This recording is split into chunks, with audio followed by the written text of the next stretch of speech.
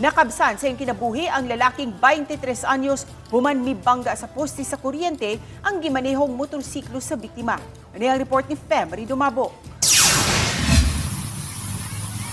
Giulagway sa mga saksi nga kusog ang pagpadagan sa motorsiklo sa biktima nga nagsubay sa Rizal Street Extension sa Barangay Dumlog, Dakbayan sa Talisay nitong Domingo sa gabi, December 28. Gawa sa poste sa kuryente, mibangga usab ang motorsiklo sa water meter nga tungod sa impact, mibuswak ang kusog nga tubig gikan niini.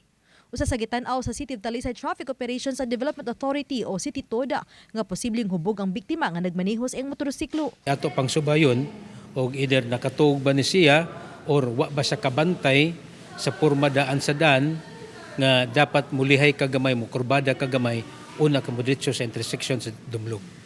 Tungod sa kakusog sa pagkabangga, gideklarar ang 23 anyos nga biktima nga si alias Joe, taga Barangay Pardo, Dakbayan sa Sugbo nga dead on the spot. Gingunggikan sa panagtapok uban sa mga higala sa Barangay Muhon, Talisay City ang maong biktima. Subling pahimangno sa otoridad sa mga magmaniho og sakyanan ug motor nga sigurodong kondisyon ang lawas ug pangunahuna sa driver ug sa sakyanan aron kalikayan ang disgrasya. Kung di gyud nato kalikayan nga during sa event, during sa celebration, maglingaw-lingaw ta, moinom ta, hangyo lang nato nila nga di lang kita sa mo drive.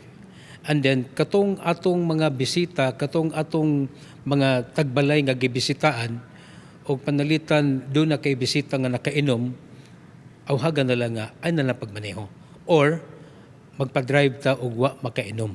Oban ni Cleofer Lumayag ug Rod Prado, Fem Dumabo. Balitang Bisdak.